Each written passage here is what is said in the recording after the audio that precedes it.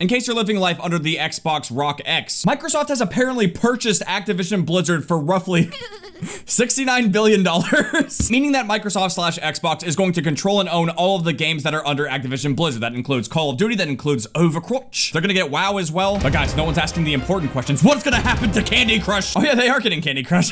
Had to double check that because this news is pretty sudden. It's huge. So far for 2022, this is the biggest gaming news we've seen. As you guys might be aware, Activision has been in a little bit of a pickle the last couple of months. There's been some scandals and stuff going on. I'm not gonna dive super in depth on that because if you know, you know. And I'm not gonna go down that road right now because it is very long and we're gonna get exhausted before we can even talk about Xbox buying Activision. But between the Activision controversy and Call of Duty not doing very well, it seemed like they were going to be getting the red ring of death. But there's still so much more that we have to talk about because even though this deal happened, it's not finalized quite yet. So before we dive into more information and I give you guys my thoughts and opinions and all of this, we just need to take a step back for a second and realize that this is still a hypothetical deal until it's finalized. But definitely do be aware of the fact that if Microsoft truly does acquire Activision for almost $70 billion, this is going to be like one of the biggest game changers for gaming in a long time. So let's go. I obviously saw a lot of this information from Charlie Intel's tweets, and it says that the company is going to start adding Activision Blizzard games to Xbox Game Pass and PC Game Pass. Obviously, as we go through all this information, I'm going to be taking it from the stance of a Call of Duty player, someone who's been playing since Call of Duty 4. Back when Microsoft had the Xbox exclusivity and they would get DLC roughly a month early before like PlayStation and PC. From a COD standpoint, this is very interesting because, you know, when we think about the golden era, the golden days of Call of Duty, we think about when it was associated with Xbox. I'm not exactly sure where the exclusivity started. I think it might have been Call of Duty 2 because it was like bundled with Xbox 360s, I think. But ever since I started playing Call of Duty with Call of Duty 4, the original Modern Warfare, Xbox pretty much went hand in hand with Call of Duty up until around Advanced Warfare. And then that's when things started to switch. And I think it's because of how Call of Duty was actually performing and how it was being developed on the Xbox One. Like the Xbox One was not running it as well as the PS4. And I think that's when Activision and Sony then started to make the agreement, and then the exclusivity for DLC started to move over to Sony and PlayStation. But if this deal goes through, then that is 100% going to be taken away and the exclusivity is going to go back to Xbox, which again, I don't think any of this is good. I actually like where Call of Duty has been recently when it comes to DLC. Like basically every single platform gets the DLC at the same time. It kind of feels like Sony hasn't been as aggressive with Call of Duty. Like, yeah, I think around the time of Modern Warfare, when it came to Spec Ops, you didn't get what? The survival mode or something? And Xbox and PC had to wait, what? Like an entire year to get a game mode? I mean, it didn't even turn out to be that good. It wasn't really that big of a deal. Overall, when it comes to platform exclusive games and games kind of being like safeguarded away from other platforms, it's obviously to boost the console sales and stuff. But I think overall, it actually hurts the community. It hurts the player bases because it starts to fragment people. People start arguing and shit. It's just stupid. We all enjoy games. We all want to play games. So barricading people away from playing those games is very infuriating. If a company like Microsoft is going to spend roughly $69 billion to acquire Activision and to acquire Call of Duty, they're not going to just leave it alone and let it be how it has been. I pretty much see one of two things happening. They're either going to go back to Microsoft and Xbox having that exclusivity where if you own and play Call of Duty on Xbox, you're going to be able to get the DLC and possibly even like new guns and stuff like that a month before Sony and PlayStation and also PC. This would pretty much be the slightly less aggressive approach that Microsoft had before when they had the Xbox deal with Call of Duty. And then there's the shitstorm. There's the more aggressive approach where they might make Call of Duty an Xbox exclusive game. I really hope that this is not the path that Microsoft goes down. I mean, they absolutely could if they wanted to boost the Xbox sales, essentially turning Call of Duty into a game like Halo or Gears of War where you have to play it on Xbox or PC in an effort to really screw over Sony and people who are playing on PlayStation 4 and PlayStation 5. I really don't think that would be a good move, especially considering that Call of Duty sales have been down since Vanguard was released. You need to actually boost those sales. If Call of Duty starts getting restricted and you can only play it on an Xbox and PC, that's going to diminish the player base. That's not going to be a good thing. Regardless of whether you love or hate Sony and PlayStation, that's not a smart move. And if it was the flip side where Sony would buy Activision and Call of Duty, I think it would be stupid if they made it a PlayStation exclusive. It definitely goes both ways, and I don't think keeping people away from playing the game would be smart. One thing I definitely want to mention is that this deal is actually not going to be closed until the year 2023, so the next Call of Duty game, whatever we get in 2022, is still going to be independent of everything that's going on with Microsoft and Activision right now. So none of this stuff is really going to kick in until 2023. When it comes to console exclusivity, that is, I feel like, one of the more negative things, but there is something very positive and very awesome that could come out of this deal if it goes through. Have you guys ever heard of a gathering of games called the Halo Master Chief Collection? Yeah, that little project that Microsoft threw together to make sure that people could still play and enjoy the older Halo multiplayers and campaigns. Guess what, guys? It turns out when you permanently shut down the Xbox 360 servers for Halo MCC ends up looking very valuable. It seems like a really great idea, right? What'll happen to Call of Duty if they decide to shut down all of the old Xbox 360 and PS3 servers for the games? I've got my copy of Call of Duty 4 Modern Warfare right here, and it says on the back, Activision makes no guarantees regarding the availability of online play and may withdraw online service in its discretion without notice. So yeah, at any given point in time, Activision can shut down the servers for these old Call of Duty games. And as it currently currently stands, we don't have a Call of Duty collection. So if they shut down all of these servers, we won't be able to play these games ever again. Or will we? I don't know. I just want to see some actual change happen. I want to see something big happen for Call of Duty. If I'm not mistaken, if I go back and do like a history of Call of Duty video like I've done in the past, there's like 20 plus Call of Duty games to play and record. We should get something big and awesome for like, what, a 20-year anniversary of Call of Duty in like 2023? I can understand if this doesn't happen in 2022, but in 2023, I believe that's the 20-year anniversary of COD. They should really go big in 2023 if it's not going to happen next year. That's all I'm saying. Turns out when I was making a Vanguard video, I was talking about the possibility of getting a Call of Duty collection in the year 2023, marking the 20th anniversary for Call of Duty. And the fact that Microsoft might actually be acquiring Activision could make this possibility even more real. They have the resources and the experience of making a collection game for Halo, so who's to say that they couldn't do this for Call of Duty? That would be insane, and it would be fucking awesome if they actually decided to do that. Fingers crossed, boys. I guess I missed this. Microsoft says Activision Blizzard games are enjoyed on a variety of platforms, and we plan to continue to support these communities moving forward. There you go. Hopefully they don't take that super aggressive approach and make Call of Duty be Xbox exclusive. Charlie says here that this will accelerate Activision Blizzard's push into mobile gaming through Xbox Cloud Gaming / Game Pass. We could see Call of Duty new releases on Game Pass on day one and on mobile on day one. I feel like with all of this information coming out, like the Xbox Game Pass stonks just like fucking skyrocketed. I don't have it, but it might actually be worth it now that Call of Duty is going to be owned by Xbox. Also, to follow up from that previous tweet, it says the acquisition is about increasing the availability of Activision Blizzard content across more platforms, including mobile. Definitely good to hear that. This is all of the studios that Xbox is going to own. Jesus. Yeah, this is definitely looking pretty insane, and there's something I want to talk about which could make this whole entire deal fall apart. Government regulation.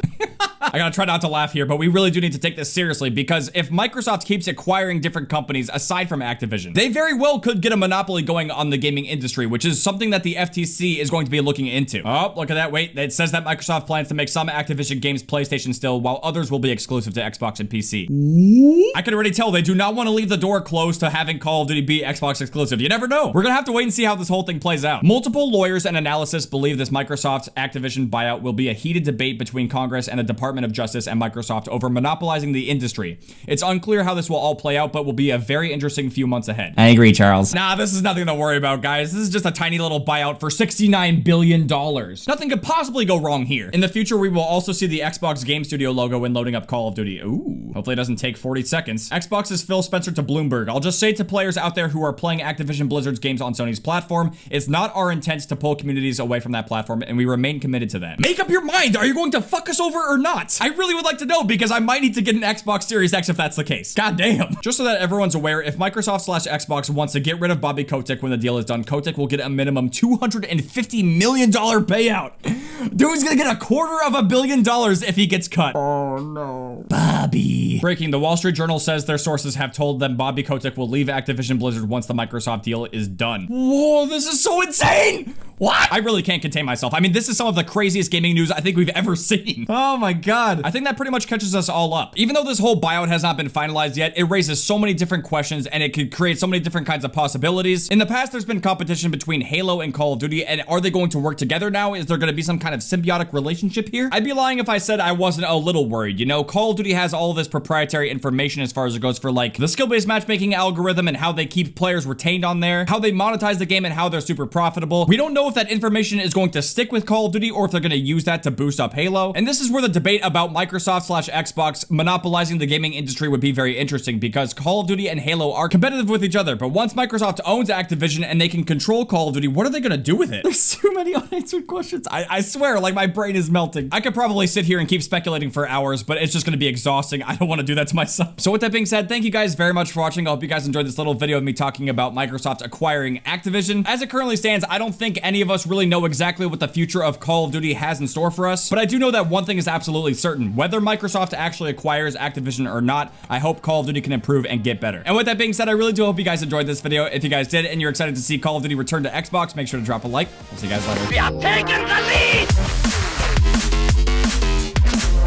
A bomb's been planted on our ammo supply. A bomb is planted on our ammo supply!